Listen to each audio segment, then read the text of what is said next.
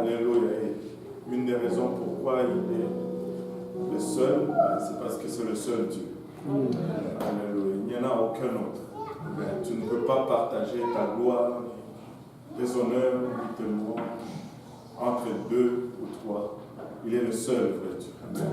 Il est le seul digne de tout honneur, de toute louange et de toute gloire. Il est le seul sauveur, il est le seul rédempteur, le seul créateur. Alléluia. Ça ne complique pas les choses, ça les rend aussi simples. Alléluia. Et pouvons-nous battre dans un juste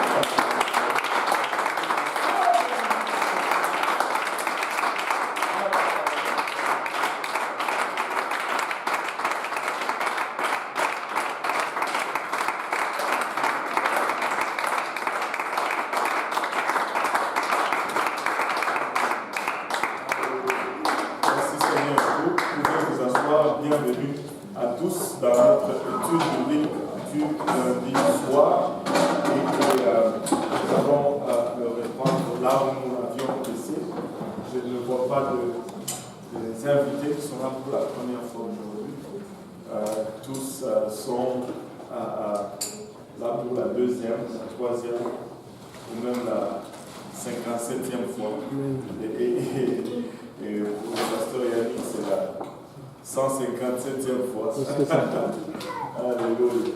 Mais c'est toujours un temps anticipé, je ne sais pas pour vous, mais pour moi c'est toujours un temps anticipé d'être là et de partager la parole du Seigneur et de fraterniser. C'est toujours un temps anticipé. Et si je peux être vraiment honnête avec vous, je pense que j'anticipe plus le lundi que le dimanche. J'aime ces formats où on partage juste la parole de Dieu. Prêcher, c'est stressant. C'est prêcher, c'est... Ouf! D'abord, tu pars, tu ne sais pas qu'est-ce que tu vas dire. Là, tu dois veiller des fois des heures et des heures pour trouver la pensée de Dieu. Et après, il faut la donner. Mais enseigner, ça coule. Tu viens, tu partages la connaissance et ça va tout seul. Ça va tout seul, c'est tout simplement. Moi j'aime mieux enseigner que prêcher. Je ne sais pas pour vous, j'aime mieux être même dans une maison en train de partager la parole que d'être devant, je ne sais pas, 600 yeux qui te regardent et disent des livres, mais non pas dans ma situation. Alléluia. Mais le Seigneur est bon. Amen. Et il est un Dieu fidèle. Et nous avions commencé à parler un peu la fois dernière, nous avions parlé de tentations que le Seigneur a vécues. Il y en avait 3, et néanmoins la Bible nous dit qu'il a été tenté en toutes choses comme nous. La raison est très simple, parce que ce sont là les 3 voies dans lesquelles, ou par lesquelles, je veux dire, les tentations, toute tentation que tu vas connaître, va venir par ces 3 voies, c'est-à-dire la convoitise de la chair, la convoitise des yeux et l'orgueil de la vie. Et nos problèmes de vie émanent de ces 3 sources. Et le diable va nous tenter dans ces 3 aspects. La chair a des besoins, la chair a des besoins, oui, et la chair a des désirs et des appétits. Et le diable va utiliser ces désirs ou ces appétits pour nous solliciter et nous induire en erreur. Mais avec tout désir et avec tout appétit, Dieu va donner un cadre pour rencontrer ce désir ou satisfaire cet appétit. Et quand on sort du cadre de ce désir, du cadre de satisfaction défini par Dieu, c'est là qu'on tombe dans le péché. Quoique le désir ne soit pas un péché. C'est-à-dire, avoir faim, ce n'est pas un péché.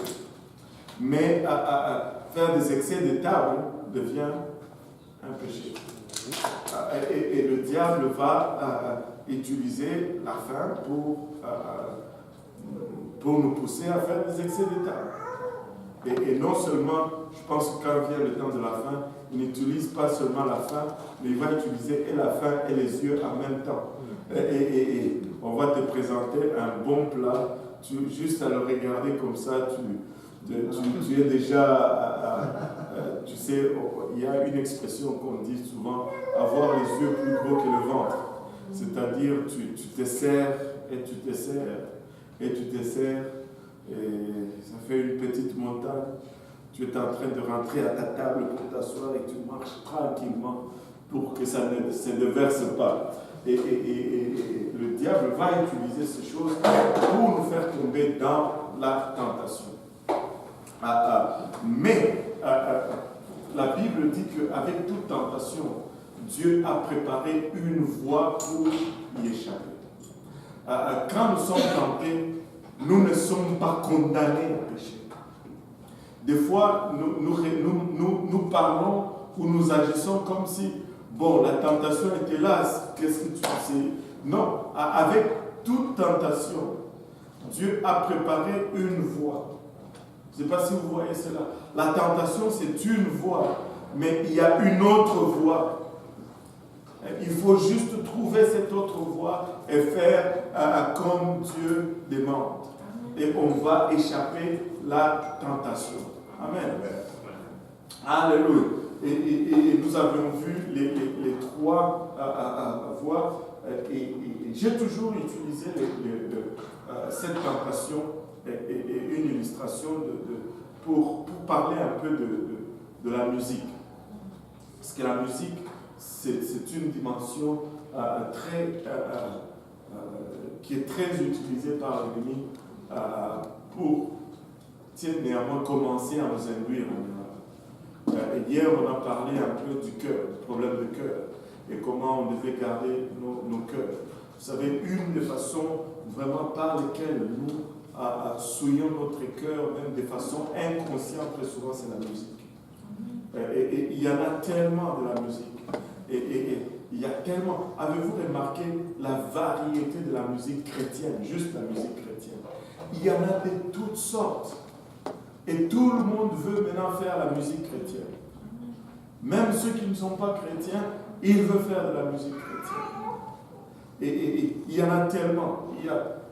Maintenant, il y a même du heavy metal chrétien. Il y a du rock chrétien. Il y a du gothique chrétien. Tu sais, on va même dire qu'il y a du diabolique chrétien au point où on en est. Et ça a toujours été une question sensible, honnêtement, parce que la ligne est très mince à tracer.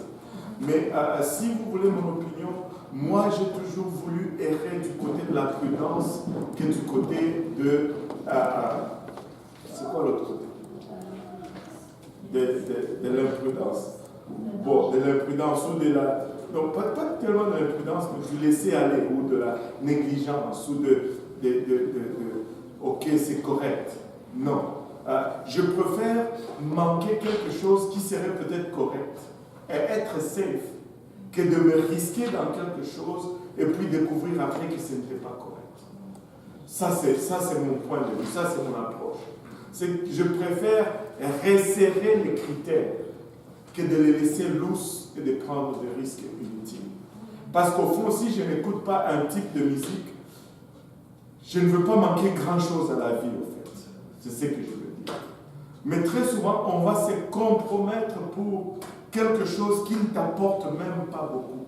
Si tu prends des risques, au moins prends des risques pour quelque chose qui en vaut la peine. Mais ne prends pas des risques juste pour un plaisir éphémère, au fait, qui ne te rapporte même rien.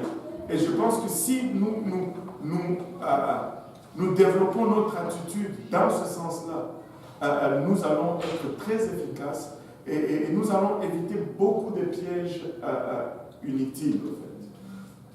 Oui. Comment on fait la sélection? Je vais donner quelques guides, quelques lignes guides, ou je ne sais pas, là ou l'autre. Prenez celui qui vous convient. Si vous êtes anglophone, l'anglais nous a mélangés. Je vous dis, des fois tu parles et tu ne sais plus c'est quoi qui doit venir en premier. Parce que quand tu es en anglais, tu dois renverser. Tu viens au français, et tu ne sais plus lequel qui est le français et lequel qui est l'anglais. Alléluia. Et regardez ceci. Jésus, lisons un peu cette première tentation pour nous mettre dans le contexte. Matthieu 4, du 1er au 5e verset. Oh,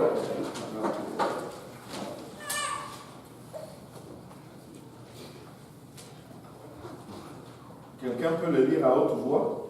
Alors, Jésus fut amené par l'Esprit dans le désert pour être tenté par le diable. Après avoir jeûné 40 jours et 40 nuits, il eut faim. Le tentateur s'étant approché, lui dit, « Si tu es fils de Dieu, ordonne que ces pierres deviennent des pains. » Jésus lui répondit, « Il est écrit, l'homme ne vivra pas de pain seulement, mais de toute parole qui sort de la bouche de Dieu. » Mais de toute parole qui sort de la bouche de Dieu. J'ai toujours utilisé ce verset ou ce passage parce qu'il a déjà été utilisé une fois dans un genre. C'est un peu, je vais parler de l'autre chose pour ceux qui sont un peu avancés en âge, ceux qui sont de la génération antérieure peuvent se rappeler de cela. Vous vous rappelez de We Are the World? C'était. Frère Jean-Charles dit, mon doux Seigneur, ça fait longtemps ça. Ça ramène des souvenirs. Ça, c'était un album qui était fait pour les enfants affamés de l'Éthiopie. Tous les stars, encore une fois, même là, les dénominations stars, ça a une racine. Et ce n'est pas. Anyway, tous les stars des États-Unis se sont réunis. Ils ont fait cet album et le profit de cet album allait aller en Éthiopie pour aider la famille. Et là, la chanson titre de l'album, c'était We Are the World. Moi, je me rappelle, j'étais, je pense, en 3e ou en 4e secondaire à l'époque. Et on a chanté ça à l'école. On a fait des concerts. Croyez-le ou non, moi aussi j'ai chanté. Alléluia. Comme quoi, dans le pays des aveugles, le bon est roi. Alléluia. Alléluia. Et moi aussi j'ai chanté cela. We are the world, we are the children. Et on chantait. Non, vous riez, Seigneur, aide-nous. Mais il y a une partie dans cette chanson, et laissez-moi vous dire ceci, c'est avec vraiment le temps que aussi je commence à découvrir autre chose. Ce n'est pas pour rien que celui qui chantait cette partie était appelé le roi de pop, le king of pop. Et il a chanté cette partie qui était vraiment clé, très significative dans cet album. Quand il dit And as God has shown us by turning stone to bread. Et il chante, au fait, c'est Michael Jackson, le roi de pop. Il chante cette partie qui dit ceci, et comme Dieu nous l'a montré, en transformant les pierres en pain, aussi apprenons à donner un coup de main ou à aider, littéralement. Et au fond, ça semble gentil, ça semble biblique, mais c'est tellement anti-biblique ce qu'il est en train de chanter. Il dit comme Dieu nous l'a montré en transformant les pierres en pain. Dieu n'avait jamais transformé les pierres en pain. Quand Dieu était dans la situation où on lui a demandé de transformer les pierres en pain, il a dit non. L'homme ne vivra pas seulement de pain, mais de toute parole qui sort de la bouche de Dieu. Au fait, il est en train de chanter le contraire de la parole de Dieu. Ce qui est totalement démoniaque. Si Jésus avait transformé les pierres en pain, il aurait échoué. Mais nous tous, nous avons chanté. We are the world. Et même pendant qu'on chantait, on ressentait quelque chose. Amen. Mais on est à côté de la traque. On est en train de chanter le contraire de la parole de Dieu. Très subtil, mais oh que loin de la parole de Dieu. Et tu sais, il faut faire très attention. Dernièrement, l'ancien président des États-Unis a poussé une initiative, a mis en place une initiative qui dit My brother's keeper, le gardien de mon frère. Et c'est une initiative du président Obama pour encourager les Noirs à faire quoi, je ne sais pas. Mais écoutez, quand tu vas dans la Bible, My brother's keeper, c'est pas bon. C'est Caïn, quand on lui demande par Dieu, où est ton frère Abel, il dit, suis-je le gardien de mon frère? Tu sais, moi, je ne veux pas être du côté de Caïn. Je ne veux pas m'inspirer de Caïn. La première des choses, quand tu veux choisir une musique, la première chose, d'abord, essaie de voir si ce qui est chanté est doctrinal. Qu'est-ce que les paroles disent? Je sais que nous devons faire un travail là-dessus. Des fois même, les chants que nous chantons à l'église, des fois, ils ont... il y a certaines chansons qui, doctrinalement, ne sont pas... Ils sont boiteux. Et dernièrement, on parlait à la maison... on parlait d'une chanson que nous chantons tous. C'est quoi? Tasha Cobbs. Voilà, tu vois, Tasha Cobbs. Il dit You provide the fire. Et la hausse.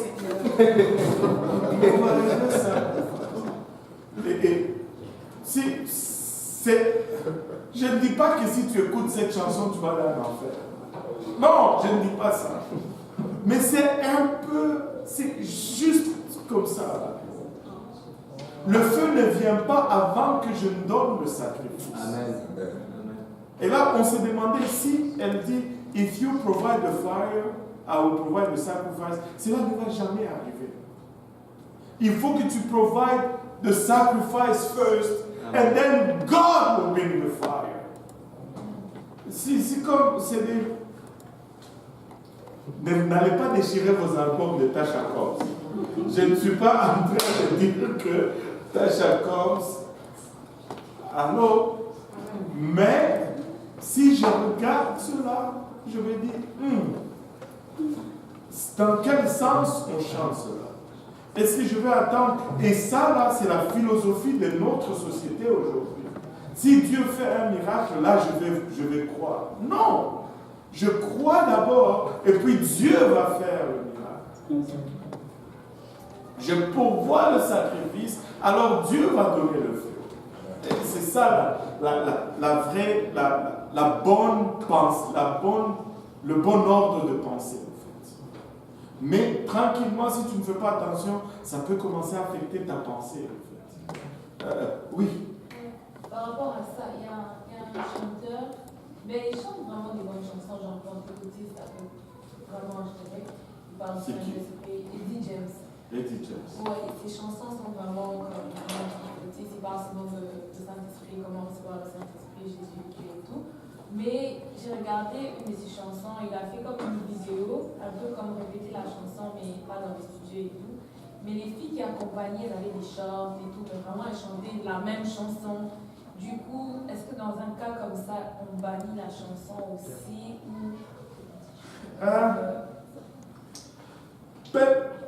Moi, personnellement, non. Il y a des gens qui vont bannir la chanson parce que la personne qui chantait était habillée en pantalon, par exemple. C'est un petit truc, là. Bon, moi, il y a de ces choses que moi, tu sais, si je commence à voir genre des homosexuels qui chantent avec lui, ben, je veux pas participer. Parce que ça, c'est vraiment... Il y a, tu sais, des fois, il y a même des homosexuels qui chantent les chansons chrétiennes. Si je vois cela, ben, je vais me tenir loin. Il y a de ces albums, tu sais, avant, ben, des fois, on chante même ces chansons. C'est comment ils s'appellent? Oh mon Dieu, j'espère qu'on ne va pas être poursuivi en diffamation. enfin, en disant toutes ces choses. et Israël... Hein? Je pense. Tu sais, il avait sorti sa chanson là, c'était quoi? La chanson que tout le monde chantait là. More and more. Non.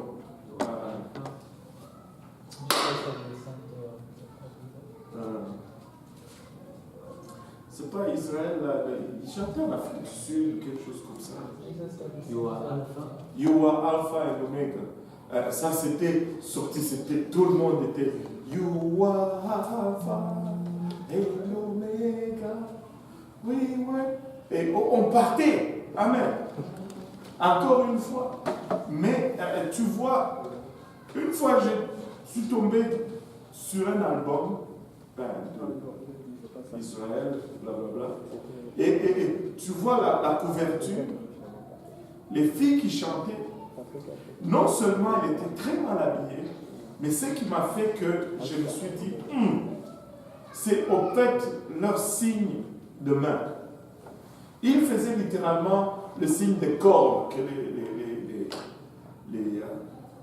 les satanistes font. Ben, je ne veux juste pas le faire, en fait. Parce que tous vous me regardez pour que je ne veux pas le faire. Tu sais, il y a beaucoup de sportifs qui font ce signe, il y a beaucoup de... Tu sais, ils font les signes avec les doigts, ben, ils montrent les signes des corps. Tu sais, comment tu vas faire un signe des adorateurs de Lucifer? C'est alors que tu es en train de chanter un cantique au seul et unique vrai Dieu. Tu sais, j'ai juste... Tu sais, je veux pas... Je sais pas. Honnêtement, je sais pas. Est-ce que, tu sais, si tu écoutes cette chanson, ton salut est hypothéqué? Je suis pas prêt à te dire cela. Mais je ne sais pas qu'est-ce que tu es en train d'absorber par la suite. Qu'est-ce qu'on va découvrir après qu'on est ingurgité sans le savoir spirituellement? Je ne sais pas. Je ne sais pas. Oui. Donc, si on dit que la musique peut nous emmener dans ce genre de choses, est-ce qu'on peut dire la même chose? Comme, je parlais avec une femme qui était avant dans la musique mondaine, qui était aussi une danseuse. Elle m'a dit qu'elle allait dans une église, je ne sais plus si elle avait dit le nom de l'église, mais une église évangélique. Et elle disait que, parce qu'avant elle était chanteuse et danseuse pour le monde, il y avait certains rythmes de danse, certains pas de danse, et des incantations en fait, et qu'elle a retrouvé dans l'église, parce que ça se faisait peut-être inconsciemment par des gens. Et c'est exactement des incantations, des pas de danse, des incantations de démons pour des possessions. Ouais. Moi, ça m'avait beaucoup choquée, j'étais quand même. Oui, il y a beaucoup de contrefaçons. Il y a beaucoup de contrefaçons. Et tu sais, il y a certains rythmes de musique qui sont particuliers, qui évoquent quelque chose. Tu ne peux pas juste prendre n'importe quel rythme de musique et y mettre Jésus et dire que ça devient chrétien. Parce que le rythme lui-même en soi invoque quelque chose. Il y a certaines danses, par exemple, quand ça commence à être des danses de la hanche, même si on n'est pas sataniste, même juste mondainement, ça invoque la promiscuité sexuelle. Tu sais, je ne veux pas être dans l'église en train de tordre mes hanches en dansant. C'est inapproprié. Je ne peux pas, comme si chez nous on appelle ça poutimouna. Je ne peux pas, tu sais, je ne sais pas comment, je ne peux pas vous montrer non plus. Je ne peux pas me déhancher et dire que je suis en train d'adorer. Quel Dieu je suis. C'est comme, il y a de ces choses comme ça. Et c'est, regardez, vous pouvez me dire, oh pasteur, tu exagères, tu vas trop loin. Mais laissez-moi vous dire ceci, la Bible elle-même ne nous dit-elle pas que de éloigner même de l'apparence du mal.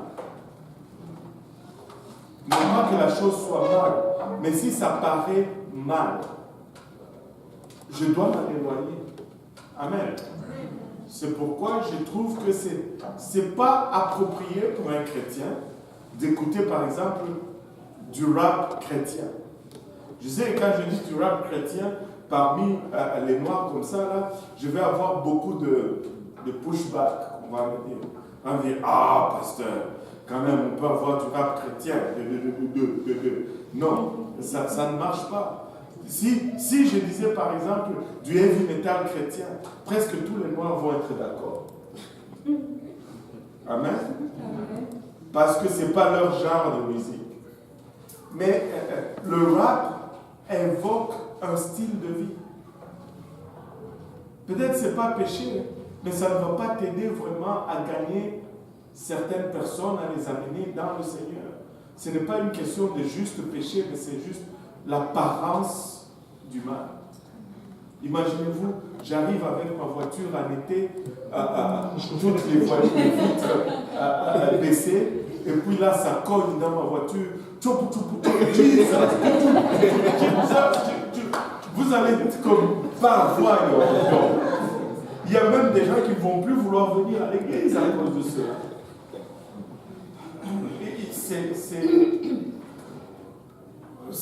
Tu peux peut-être même aller au ciel en écoutant cela.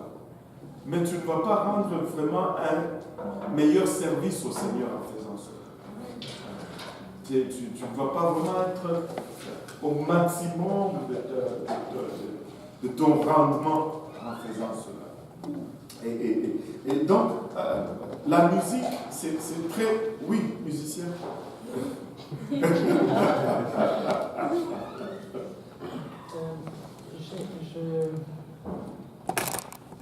En fait, je suis souvent assez gêné quand je vois les... On reprend souvent beaucoup de chansons d'artistes qui n'ont pas nécessairement la même foi que nous. Qui n'ont pas la même foi que nous. Et on chante ces chansons-là. Je ne sais pas, des fois j'ai beaucoup de mal avec ça. Je veux que tu continues à avoir du mal avec ça. C'est une bonne chose. Mais c'est bon que d'avoir cet œil critique. C'est bon que d'être réservé. Mais laisse-moi te dire ceci aussi. Je vais vous donner un exemple, ok? Et je ne suis vraiment, je veux qu'on soit un peu balancé. Je vais vous donner un exemple. Un jour, on m'a remercié au travail. Amen. Je travaillais chez CAE, je vais là-bas, et puis on me dit, bon, on n'a plus d'ouvrage pour toi. Et je suis sorti du bureau des ressources humaines, j'ai marché vers la porte pour rentrer chez moi. Et là, j'ai rencontré un monsieur. Il était inspecteur. Le type était un anti-Dieu, en fait. À chaque mot qu'il parlait, il devait y avoir un F après chaque 2 mots ou 3 mots. Ou, toujours. Et là, j'avais essayé de l'évangéliser, mais ça n'avait pas marché. Pour lui, la Bible, c'était les affaires des Blancs. Il ne voulait rien savoir de cela. Bon, ok. Là, je sortais maintenant pour aller à la maison. Je le croise. Il dit, ah, comment ça va? Je dis, ben, tout ça, en passant, je suis en train de partir. Il dit, non, ils t'ont licencié, toi. Je dis, ouais, on m'a remercié. Il dit, non, pas vrai. Il ne me croyait pas d'abord. Quand je lui dis, ben, je suis en train de partir, là, je m'en vais à la maison, c'est fini. C'est mon dernier jour. Et il dit, ne t'inquiète pas, Dieu prendra soin de toi. Hein? Toi, tu me dis que Dieu va prendre soin de toi. Tu sais, sur le coup, c'était comme si il fallait que même ça résonne encore 2-3 fois dans ma tête pour que je réalise que il me disait vraiment cela. Mais par la suite, j'ai compris que Dieu me parlait à travers cet homme qui ne croyait pas. Tu sais, Dieu peut rendre un ministère à travers quelqu'un qui ne croit pas lui-même. Dieu, il a utilisé de rois méchants pour servir les objectifs de son peuple. Tu sais, il a utilisé des rois incrédules pour reconstruire Jérusalem. Si ces choses-là arrivent, quelqu'un peut faire un chant, qui peut te rendre au ministère sans que lui-même soit croyant.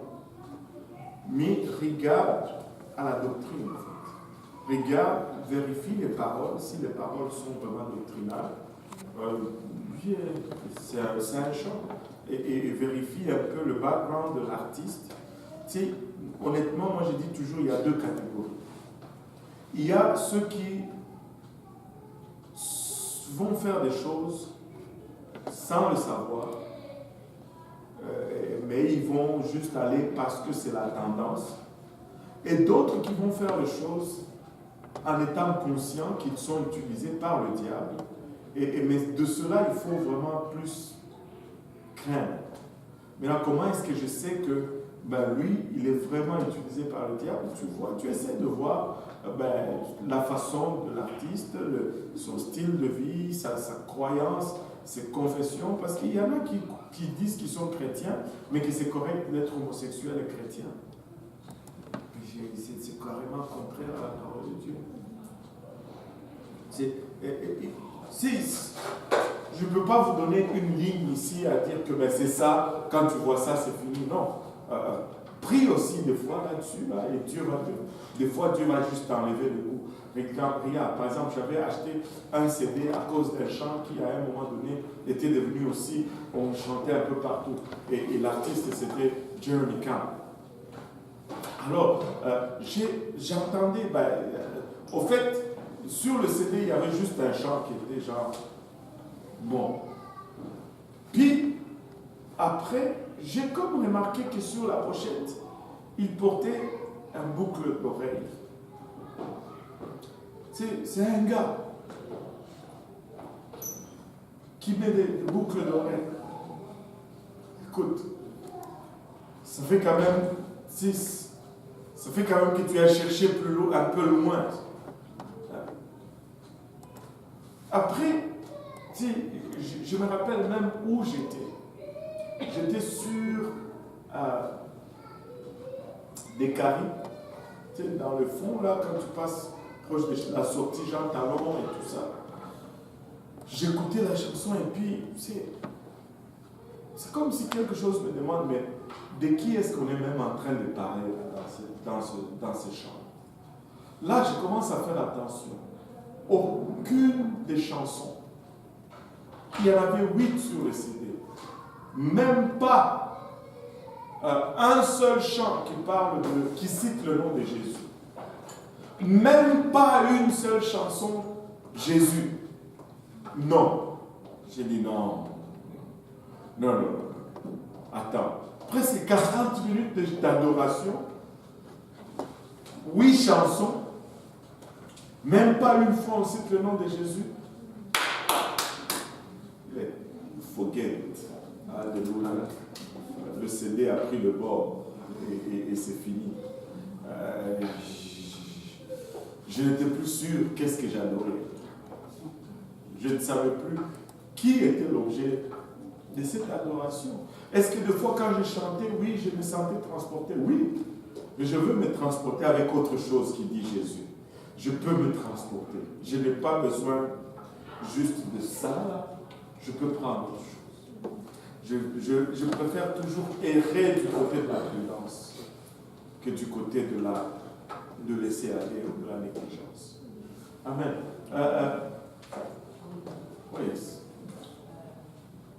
Je voulais savoir si, par exemple, la personne qui écoute le rap, si par exemple, quand il était dans le monde, il écoutait déjà le rap quand il s'est converti, donc il a déjà le style du rap en lui. Donc il peut seulement écouter le rap. Est-ce que dans ce cas, le rap chrétien est capable de le problème, c'est quand tu deviens chrétien, il faut arrêter de penser moi. Il faut commencer à penser Christ. Mais là, peut-être que moi j'aime. Je vais te dire une chose. Moi, avant de venir au Seigneur, j'aimais bien le vin. Surtout le vin rouge. Même aujourd'hui, si tu me demandes est-ce que tu aimes le vin, oui, j'aime le vin. Je trouve que le goût est bon. Avec un repas, ça va bien. Un steak avec du vin rouge.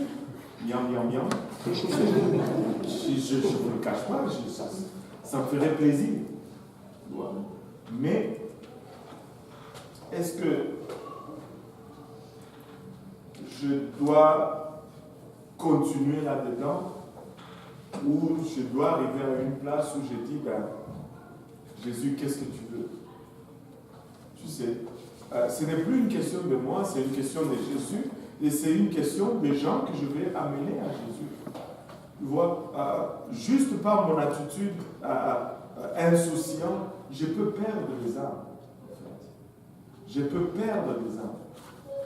Juste par mon attitude insouciante, je peux perdre les âmes. Paul nous dit ceci. Tu sais qu'il dit la viande sacrifiée, c'est rien parce qu'on sait qu'il n'y a pas d'autre Dieu. Mais à cause de ton frère qui est peut-être faible, n'en mange pas. C'est pas parce que il y a des démons dans la viande, c'est parce que quelqu'un qui voit, qui a peut-être une croyance à cela, tu peux être une occasion de chute pour elle. Tu vois. Alors, cette personne doit arriver à une place où elle devient mature, où elle commence à se demander, bon, est-ce que ça va m'aider ou c'est pas juste pour moi, c'est pour les autres. Si j'évite l'apparence du mal, c'est pas pour moi, c'est pour les autres. Donc, que j'aime, que je n'aime pas, là n'est pas la question. Qu'est-ce que je veux faire? C'est là la question. À quoi est-ce que je vais arriver? C'est là la question. Qu'est-ce que je veux accomplir? C'est là la question. Et laisse-moi te dire ceci. Si tu vas accomplir dans le royaume de Dieu, souvent il va falloir sacrifier. Et ça devient un sacrifice quand ton cœur est là-dedans. Ne pas écouter la musique classique ne va pas être un sacrifice pour lui. Mais ne pas peut-être écouter la musique rap va être un sacrifice. C'est tout simplement ça. Et je l'ai même dit, c'est possible même que tu écoutes ta musique rap et puis que tu vas au ciel. Je l'ai dit. Mais vraiment. Et laisse-moi un peu changer quelque chose. Maintenant, si quelqu'un écoutait la musique heavy metal avant de venir au ciel, et là, il vient au Seigneur. Est-ce qu'il doit arrêter d'écouter la musique heavy metal? Est-ce que c'est lui-même, ce style? Est-ce qu'il doit changer? C'est un peu la même chose, mais c'est parce qu'on a des affinités différentes. Oui, Frère Jean-Charles. Vous avez parlé tantôt, je reviens un peu à ce que vous avez dit tantôt, parce que ça me fait réfléchir sur bien des temps que vous en avez déjà parlé. Quand vous parlez de l'homosexualité et aussi du lesbianisme, d'accord? Oui. Est-ce que ce sont des maladies qui sont héréditaires? Si c'est héréditaire, dans quelle mesure pouvons-nous leur accréditer toute la responsabilité qu'on leur impute? Héréditaire, ça veut dire que tu nais avec un problème génétique qui fait que tu sois... Quelles qu'en soient les causes, là. C'est ça. Moi, je ne suis pas vraiment expert en biologie, là, mais si je vois l'homosexualité, c'est plutôt un problème de comportement qu'un problème de gène, en fait. c'est un problème de comportement. Maintenant, est-ce que c'est héréditaire? Je dirais non. Est-ce que des gens peuvent, est-ce qu'il y a des gens qui peuvent naître, et c'est comme s'ils ont cette tendance-là? Oui, j'en ai déjà vu. Je peux vous raconter des histoires.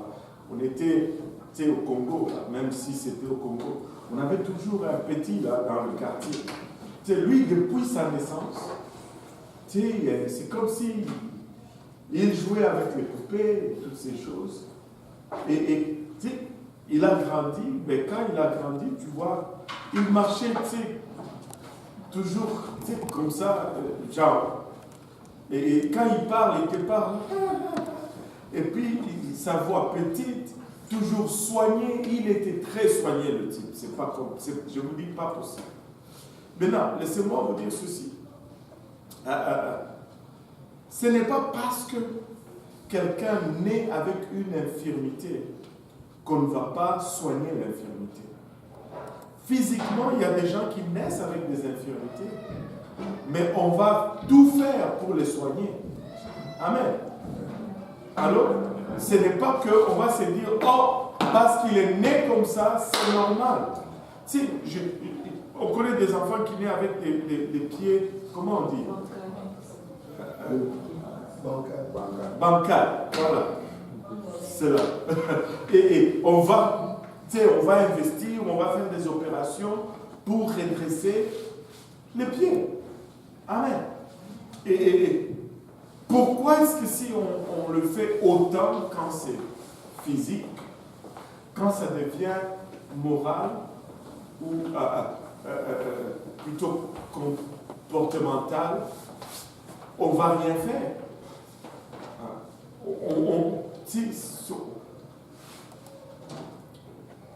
Il y a l'homosexualité, premièrement, c'est un problème spirituel. C'est un... Oui. Ce sont des comportements acquis à votre égard?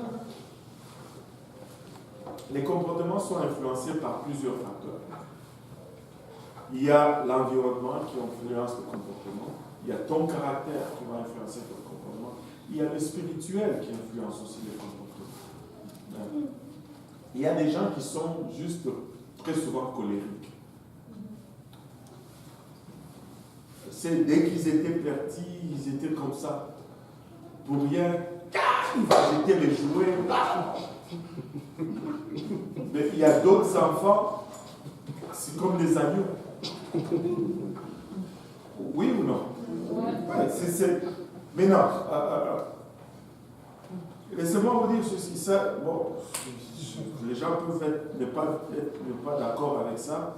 C'est pas grave. Je suis déjà habitué à ça. Je suis déjà immunisé contre ça. Regardez ceci. L'influence démoniaque peut commencer très tôt, selon la prédisposition familiale. Là, je dis l'influence démoniaque, ça semble gros. Mais quand on dit, par exemple, oh, les bébés, les enfants ont un ange gardien, tout le monde est content avec ça. Mais il y a aussi un démon gardien qui est selon les prédispositions des familles, des maisons, dépendamment qui on va nourrir, qui on va affamer, que ce soit l'ange de Dieu ou soit le démon. Si dans la famille, écoute, un enfant qui naît dans une famille où les parents sont féticheurs, ils invoquent des démons, et ces enfants, ils sont exposés à ça. C'est là où on nous dit que souvent les enfants sont couverts par la justice de leurs parents, jusqu'à un certain âge. Mais dans une famille aussi où les parents prient, les enfants sont couverts par cela. Et plusieurs familles, plusieurs héritages et plusieurs choses. Des fois, bon, je ne veux pas partir d'une nouvelle doctrine. Je vais en parler quand même. Des fois, dans certaines familles, le nom invoque un esprit. Et surtout, nous les Africains, qui nommons toujours nos enfants après quelqu'un. Chez nous, on ne nomme pas un enfant comme ça. On le nomme toujours après quelqu'un dans la famille. Ben, des fois, ces noms-là viennent avec un esprit. C'est une succession. Oh boy, on est parti de la musique.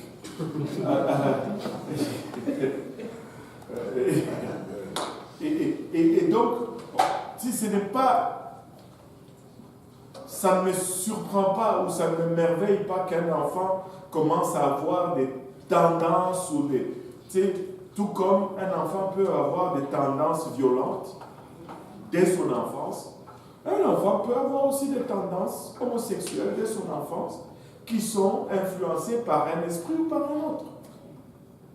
Aussi simplement, ça c'est ma logique en fait. Mais moi je sais que nous avons un Dieu qui peut délivrer même de cet esprit homosexuel. Il peut et il le fait. Il délivre même de l'homosexuel. Quand on est assez ouvert pour le... Laissez-moi vous dire, c'est un des esprits les plus têtus parce que c'est un des esprits qui image le plus Lucifer.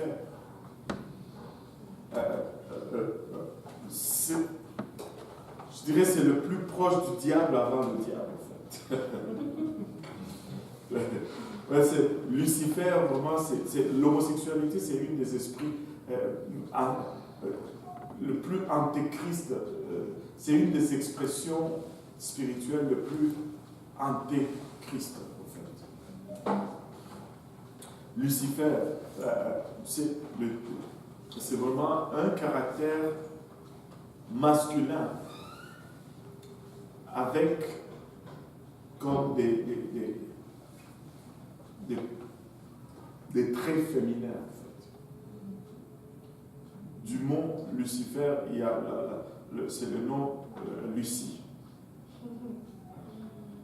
Non, je ne dis pas que si tu t'appelles Lucie, tu as un problème. C'est pas ce que je suis en train de dire. Vous savez, et Lucie, c'est un nom féminin. Et est-ce qu'il y a des gens qui connaissent Elton John? Non. Voilà. Elton John a chanté une chanson. Lucy in the sky with diamonds. Il dit Lucie dans le ciel avec des diamants. Écoute, tu ne peux pas être plus clair que cela. Lucifer, c'est le seul ange, c'est le seul habitant du ciel à avoir des diamants dans ses vêtements, dans ses armes, et des pierres précieuses. C'est clair? Mais l'homosexuel, oui, ben justement, c'est Lucie. Justement, c'est l'esprit. C'est vraiment l'esprit. Au fait, l'homosexualité, c'est vraiment anti-Dieu aussi, dans le sens que ça rend l'image dans l'être humain. Au fait, cette image, le reflet de la puissance créatrice de Dieu est nullifié dans l'homosexualité. Parce que ça ne reproduit rien, en fait. Et ça vilifie seulement cette image, ou ce caractère, ou ce reflet de l'aspect reproductif de Dieu dans l'homme. Rien. Vous savez, c'est pas parce que même déjà dès le départ, écoutez, des fois ça semble tellement compliqué. Nous-mêmes, ne sommes-nous pas nés pécheurs? Mais Dieu nous change. Quand on dit pécheur, ça inclut tout. L'homosexualité là-dedans.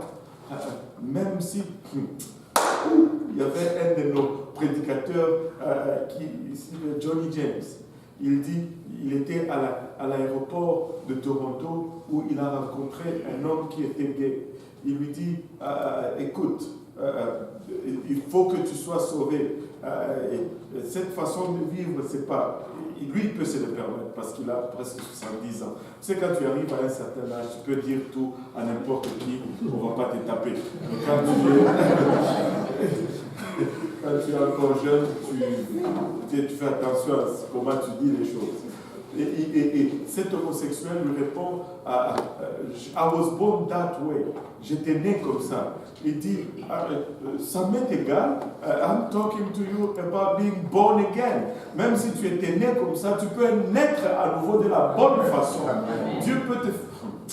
Tu peux naître à nouveau. Tu peux naître à nouveau. Tu es né comme ça. C'est pas grave. Tu peux naître encore.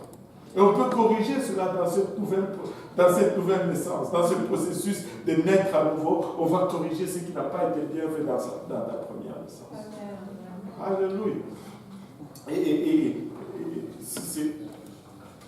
Dieu peut le faire. Nous avons, je ne veux pas vous dire c'est qui, amen. Nous avons quelque part entre le pôle nord et le pôle sud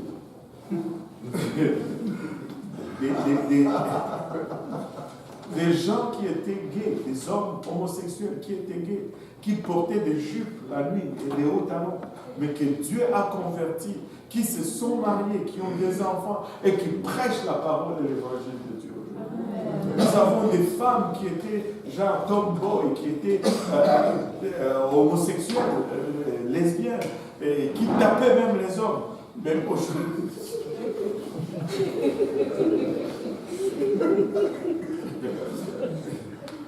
Je me rappelle l'histoire de notre prédicateur qui disait ceci.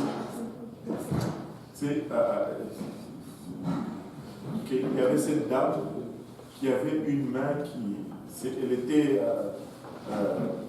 aborigène, mais elle était très forte. Elle avait juste un handicap dans une main. Et elle tapait son mari. Elle tapait son mari. Et un homme de Dieu est allé elle a prié pour elle. Et ses deux bras sont devenus normaux.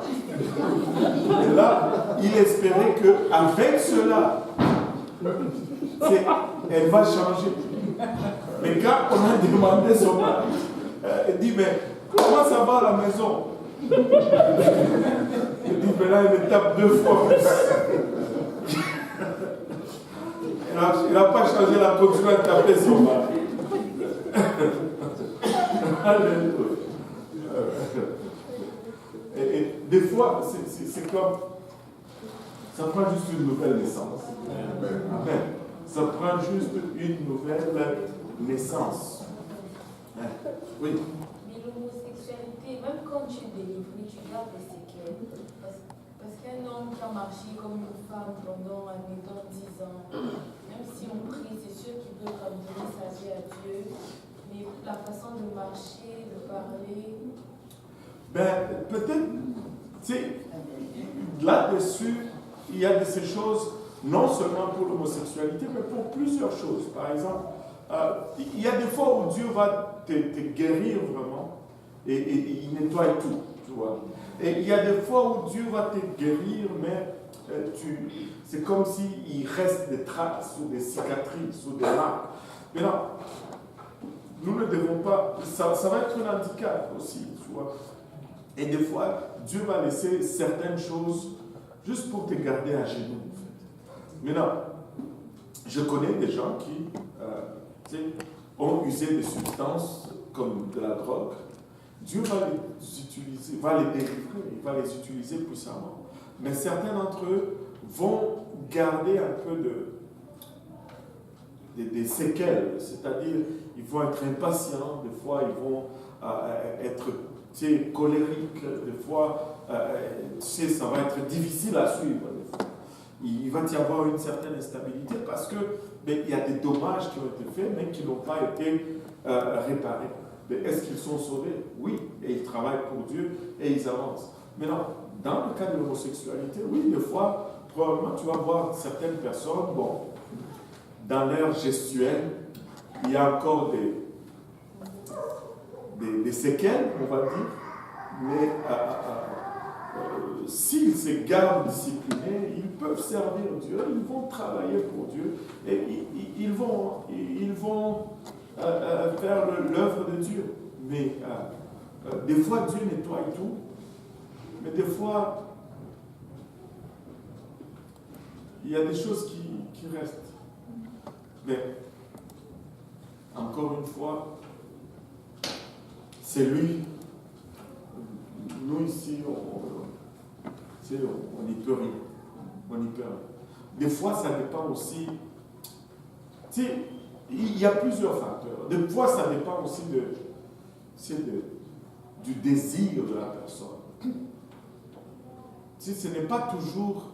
Tu sais, il ne faut pas toujours. C'est pas toujours Dieu. C'est pas toujours l'église ou la personne qui prie. Des fois, la personne qui est possédée elle-même. Tu sais, je veux vous dire, vraiment, il y a de ces gens, des fois, qui aiment leurs démons. Qui aiment leurs démons.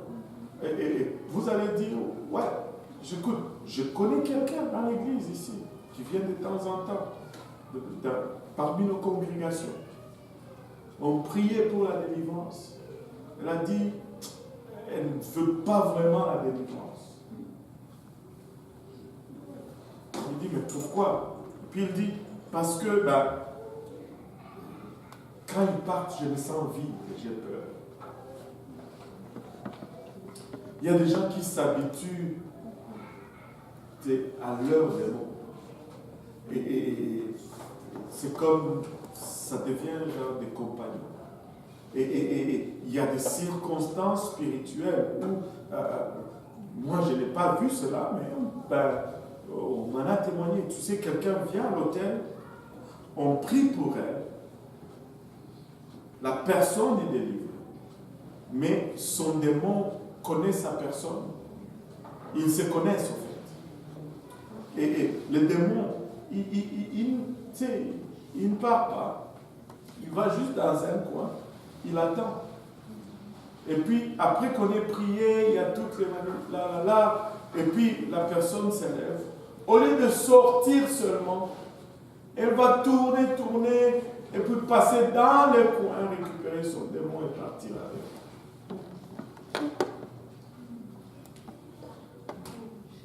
Tu dis, mais pasteur, ça fait trop film. C'est la réalité. Regarde, si tu peux prendre les médicaments aujourd'hui contre la grippe, mais si tu ne découvres pas tout ça, tu vas encore attraper la grippe. Tu peux te laver, mais si tu veux encore aller jouer dans la boue, tu vas encore aller jouer dans la boue. Et c'est pourquoi la Bible nous dit des fois, ça ne sert à rien de mettre un diamant au nez, sur le nez d'un cochon. Oui. Étant donné qu'on embarquait avec l'homosexualité, Oh, c'est bien aidé. Mais il y a un phénomène ces derniers temps d'hommes qui ne le font pas par désir pour un autre homme, mais juste parce que de nos jours, avec l'émancipation des femmes qui deviennent imposantes, il y a des hommes par eux-mêmes qui ont le choix de se travestir, donc de se vêtir comme des femmes, juste pour avoir un certain privilège. Mais ils ne sont pas très. Ils sont un peu comme perdus. Ils vont avoir un privilège de se dire je suis une femme, ça va être plus simple pour moi. Mais c'est tellement tordu. Mais ça ne change rien. C'est une abomination. En fait, pourquoi ça devient une abomination? C'est pourquoi, tu sais, quand on entend des choses blablabla, l'habillement, c'est une abomination. Pourquoi? Parce que, tu sais, il est toute question de l'image de Dieu. C'est pas juste, c'est par rapport à Dieu. C'est l'homme. Quand Dieu crée l'homme, comment est-ce que je peux dire? Je vais utiliser ce terme par manque de. Voici le reflet masculin de Dieu. Voici le reflet féminin de Dieu. Parce que nous tous, nous sommes à l'image de Dieu. Il les créa hommes et femmes, il le créa à l'image de Dieu. Voici le reflet de Dieu au masculin. Voici le reflet de Dieu au féminin. Mais ne mélange pas ces deux-là. Parce que quand tu mélanges cela, tu crées des confusions dans ce qui est image de Dieu. Au fait, si tu es un homme et que tu commences à te travestir, tu es en train de travestir l'image de Dieu. Et ça, c'est pas bon. Peu importe les privilèges, c'est tricher, même socialement, c'est de la triche. Tu triches.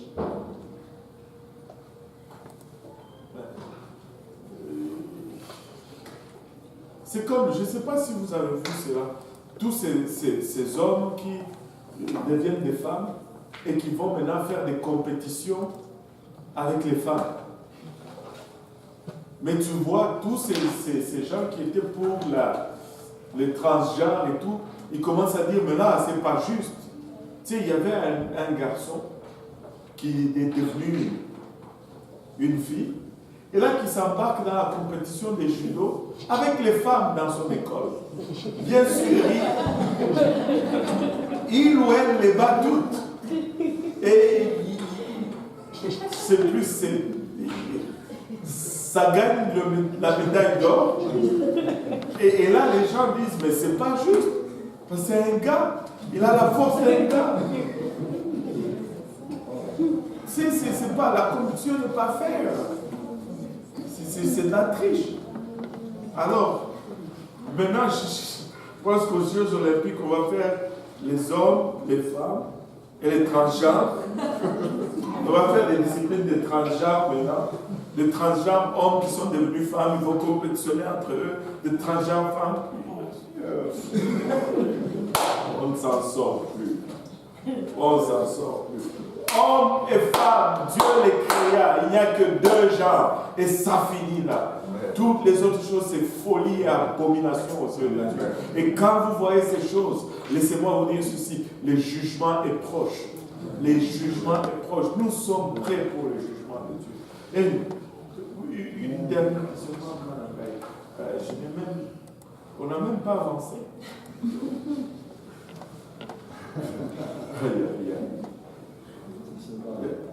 C'est quoi la différence entre les homosexuels et les efféminés? Ben, tu peux être efféminé sans être homosexuel. Tu sais, il y a de ces gens qui ont juste le gestuel, mais ils ne sont pas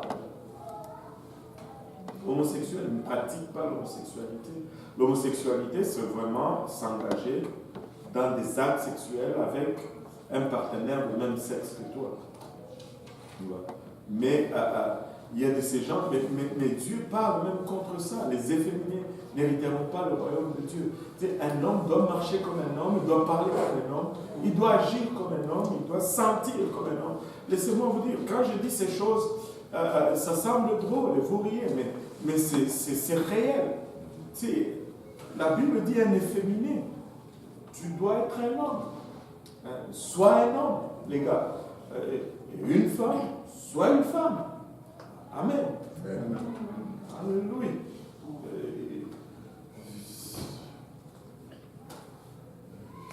Fais semblant, sois un homme. Je ne sais pas. Force-toi, lutte. Eh bien, sois un homme. Va creuser un trou à l'arrière de la maison. Prends un marteau, rentre des clous quelque part. Sois un homme quand même. Seigneur, prends la peine, déneige un peu. C'est pas, fais ces choses-là. Fais de toi un homme. Ouvre le capot de ta voiture, même si tu n'y connais rien. Ouvre ce bien, et puis va te laver le main. Sois un homme. Je sais pas. Sois un homme. Quelque chose. Alléluia, aide-nous, Seigneur. Sois un homme. Il y a une question. Oui, c'est vrai. Comment est-ce qu'on peut savoir que cette personne a un démon ou bien qu'il a Ben, on n'a pas besoin toujours de le savoir. Pourquoi tu veux savoir? Aïe, aïe, aïe. Et il y a de ces moments, il y a de ces fois où tu vas le savoir, tu vas le sentir, tu sais, moindrement que tu pries de foi, tu vas percevoir certaines choses. Mais il y a des fois où il y en a qui sont des démons qui sont tellement sophistiqués, surtout ici en Occident. Chez nous en Afrique, c'est un peu plus facile. Les démons là-bas, ils sont pas tellement sophistiqués. Ils vont juste sortir comme ça. Mais ici, les démons, ils vont à l'école, ils étudient beaucoup. Ils deviennent très intelligents et très sophistiqués. Des fois, ils vont être très, très ordonnés. C'est pas seulement... Ils vont être... Tu sais... Tu vois, quand c'est nécessaire, tu vas le voir. Parce que Dieu ne va pas justement commencer à te montrer des démons partout. Ce n'est plus une vie. Là. Moi, ça ne m'intéresse pas de les voir, en tout cas. Et pas du tout. Mais quand ça devient nécessaire, quand ça commence à entraver l'œuvre de Dieu, on les chasse. On les voit, on prie contre, et puis on les chasse. Tu sais, je vais vous raconter une histoire vécue ici. Un jour, une fille était venue ici. Elle est venue pour un service. Si elle était normale, étudiante d'Afrique, entre l'Afrique du Nord et l'Afrique du Sud, un des pays. Et elle est venue, puis, tu sais, elle était normale. Et elle est venue 2-3 fois. Et puis après un jour, elle dit, pasteur, je voulais te parler après le service. Je dis, ok. On est monté dans haut. Soit je vais aller dans le bureau, mais ce jour-là, je me suis dit, tu sais, quelque chose me dit, restez juste ici. On est resté là où il y a les sofas. Elle s'est assise, moi je me suis assis. Elle va commencer à me parler un peu de ses problèmes familiaux, et comment elle se sent seule ici. Et elle vit beaucoup de solitude.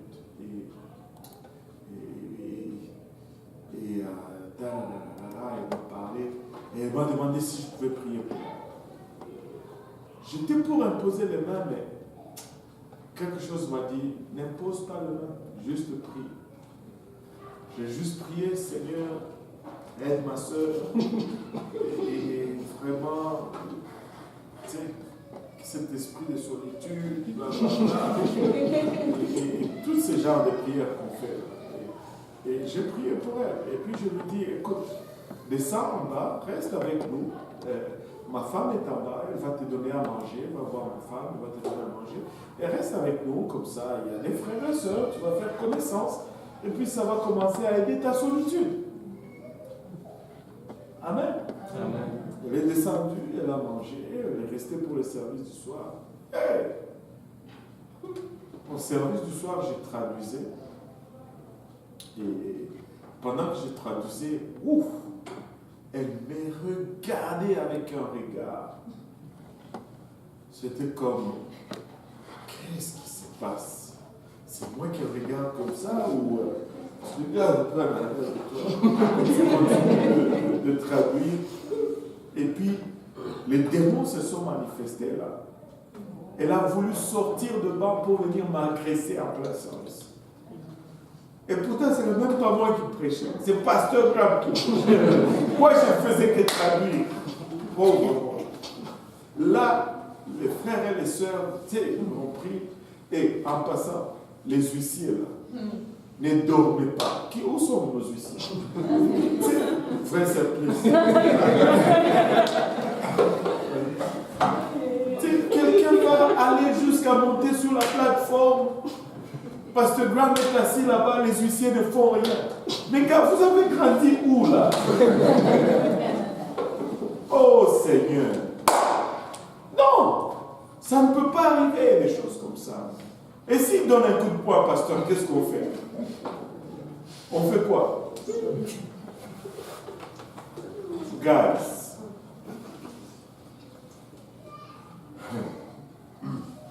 Bon, revenons à cette dame.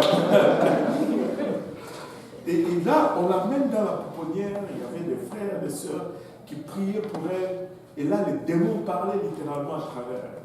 Je suis venu pour les tuer. Là, elle est venue pour affaire. Mais, oh, il va voir aujourd'hui. Ah, c'était la guerre. Et là, elle dit dans ce délire démoniaque, allez les chercher. Et puis, quelqu'un vient aussi. Ils me disent, il t'appelle.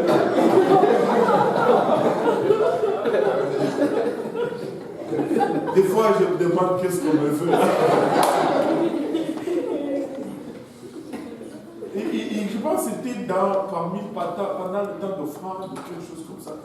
Mais moi aussi, je suis allé. Et dès que je suis entré dans la pouponnière, je dis, wow, calme-toi là. Je parlais directement au démon. Je dis, toi, tu penses que tu vas me tuer maintenant? Je vais te tuer. Tu ne vas pas me tuer. Tu ne peux pas me tuer. Si tu pouvais me tuer, j'étais seul avec toi là. Entre les services, il n'y avait pas tous ses frères et sœurs.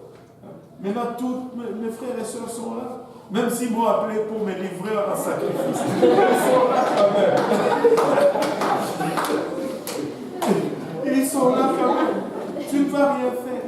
Et puis, et je suis rentré, on a prié pour elle, Et après, je pense qu'elle en avait beaucoup là déjà. Et puis, ça s'est calmé, elle est revenue, mais de temps en temps, elle me regardait. Et puis, à la fin du service, elle était prête à me sauter encore au cou. Et on a prié pour elle. Le démon est sorti. On l'a baptisé au nom de Jésus-Christ. Ce même soir-là, je suis entré avec elle dans l'eau. Je l'ai plongé au nom de Jésus-Christ. Tu sais, ces histoires sont réelles. Les démons ici sont sophistiqués. Des fois, tu sais, on va les voir, des fois. Mais des fois, on ne va pas le voir. Quand c'est nécessaire, Dieu va le faire. Il y a plusieurs façons. Tu sais, il y a ces délivrances qui sont spectaculaires, mais d'autres types de délivrances qui se font juste en douceur par la parole de Dieu. Et tu sais,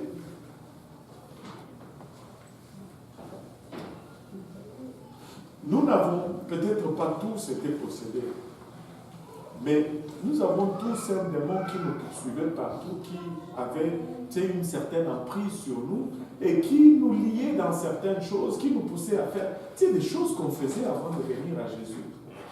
Allô? Mais avec la parole de Dieu, on a eu les dessus sur cette affaire-là. On a eu les dessus sur ces démons. Maintenant, on a des anges à notre faveur. On a des anges avec nous. Amen. On a des anges de notre côté. Il ne faut pas... Laissez-moi vous dire une chose. Les démons, là, ils veulent faire un show. Ils veulent déranger ce que le Seigneur est en train de faire. C'est ça vraiment le but de la manifestation démoniaque. C'est pourquoi ici, on ne leur accorde pas beaucoup d'attention. Il y a de ces services où quand il y a une manifestation démoniaque, tout s'arrête et on prend tout le temps sur les démoniaques. Non, mettez-les dehors là et continuez à prêcher. Il y a une âme qui doit entendre l'évangile. Il y a une âme qui doit être sauvée. Ça ne prend pas toute l'église pour délivrer un démoniaque. 2, 3 frères et sœurs peuvent l'amener dans une chambre, on prie pour eux. Pour la personne, le démon parle. Écoutez, il y a quelqu'un là, on priait là. C'était même à la fin du service, l'appel à l'hôtel. Commencez à prier. Oh, le démon se manifeste. Et puis la personne ne sait plus où aller. Commence à courir. elle court dans cette direction. Il y avait le frère Jean-Yves qui était là. Il rentrait dans le frère Jean-Yves, tomber à terre, se relever,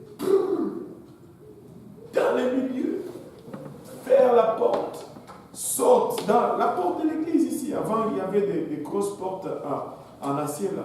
Saute dans la porte avec le pied comme ça, boum, sort dehors, traverse la rue. Avant, il n'y avait pas encore le parc des chiens là, de l'autre côté. Est allé tomber dans le parc des chiens là. Et là, le frère Jean-Yves, le frère Luc me regarde. J'ai dit, attrapez-les.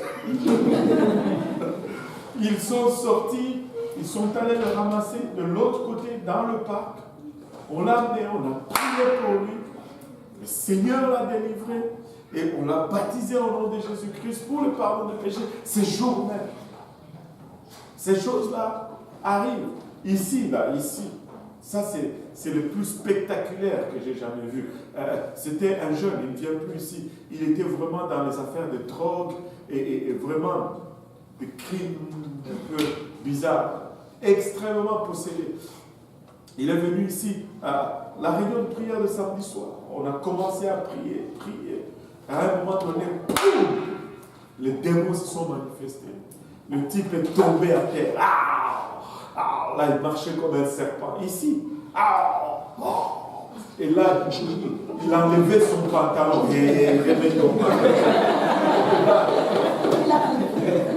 Il essayait d'enlever. Nous, on le remettait au et là, tu voyais des frères. Oh mon Dieu, je n'ai jamais vu. Alléluia.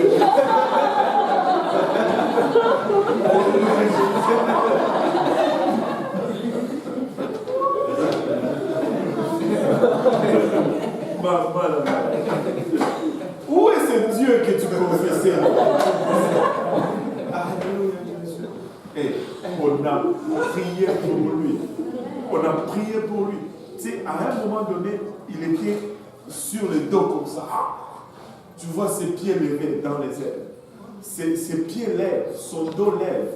Il avait juste la tête et les omoplates, en fait, sur le sol. Physiquement impossible. Mais son corps vibrait comme ça dans les airs. Tu sors au nom de Jésus. Sors. Sors. Finalement, boum, il est sorti. Et il a commencé à louer.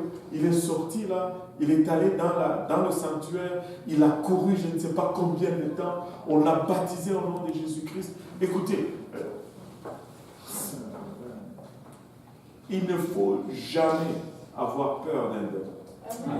Si le démon pouvait te tuer, tu allais déjà être mort. Si tu as peur du démon, c'est comme si tu dis que tu vis par la grâce du diable. Tu vis par la grâce de Dieu. C'est par la grâce de Dieu que tu as envie. Ce n'est pas par la grâce du diable. Tu ne lui dois aucune crainte. Réserve toute ta crainte pour l'éternel. Alléluia. Donc, je ne veux pas non plus commencer à aller. Il y a de ces places où il y a beaucoup de démons. Je ne veux pas aller là-bas commencer à les chasser à gauche, à droite. Ce n'est pas ça le but. C'est pas ça le but. Le but, c'est d'amener les gens à connaître Christ. On veut amener les gens à l'évangile. Mais si ces choses se dressent sur le chemin, on les écarte. Mais notre but, ce n'est pas... On est là pour prêcher la vérité.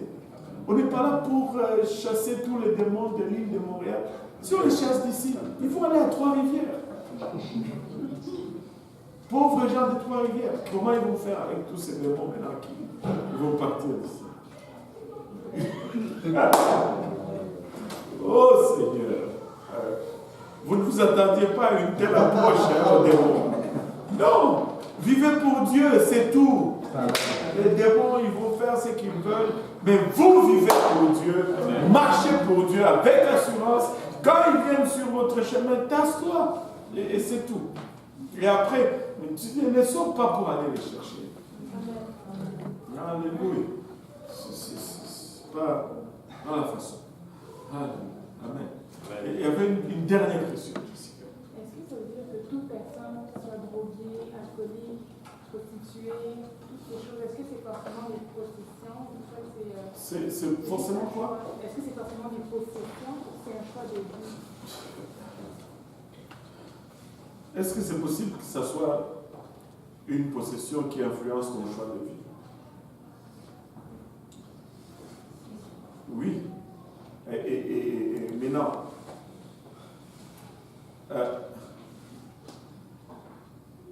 Si, au début, j'ai dit qu'il y a plusieurs choses qui peuvent influencer une personne, une personnalité. Son environnement peut t'influencer, mais ton environnement te prédispose, en fait. Laissez-moi vous dire ceci.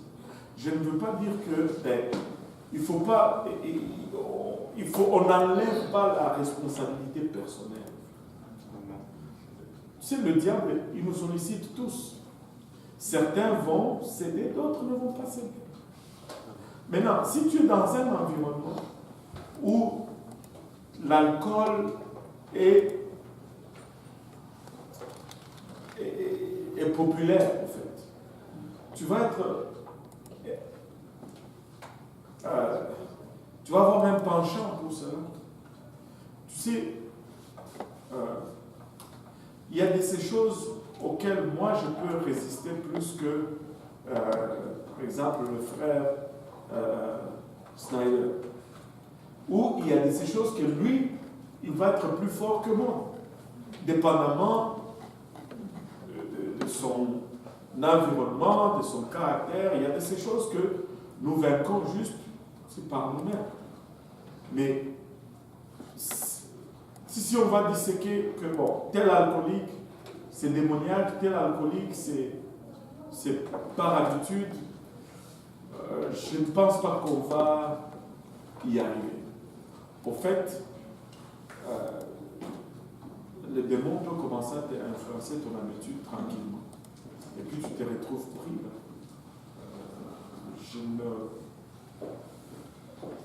Mais quand tu parles de drogue, d'alcool, il y a beaucoup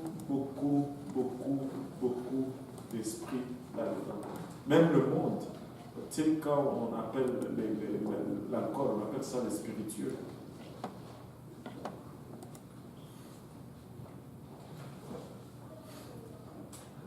C'est des esprits. Au fait, quand tu es ivre, tu perds un peu ta conscience. Et cela fait que tu deviens plus facilement manipulable par les esprits. Des choses que si le même esprit te poussait à le faire, alors que tu es sobre, tu ne vas pas le faire. Mais parce que là, tu es sous la prise de l'alcool, tu vas le faire. Par exemple, il y a des gens comme chez nous, c'est seulement quand il est ivre qu'il va commencer à insulter les gens. Tu sais, quand il est sobre, il est calme. Et dès qu'il boit, connard!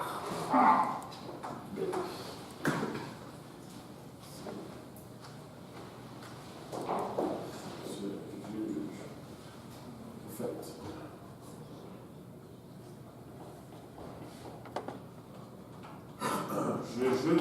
je sais pas, mais je pense que beaucoup, oui. Très beaucoup. Très beaucoup.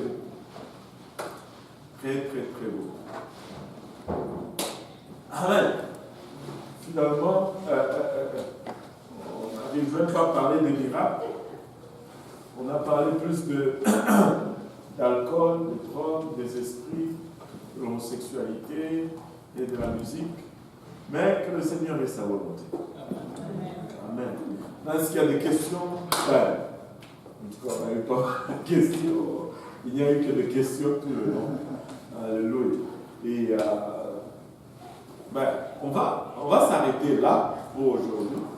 Amen. Parce que si on rentre dans l'étude, on va rester ici jusqu'à 22h. Mais on va s'arrêter là pour aujourd'hui. Et le doyen va prier et il va bénir la nourriture. Il y a de la nourriture, pasteur? Toujours. Alléluia. Prions le Seigneur.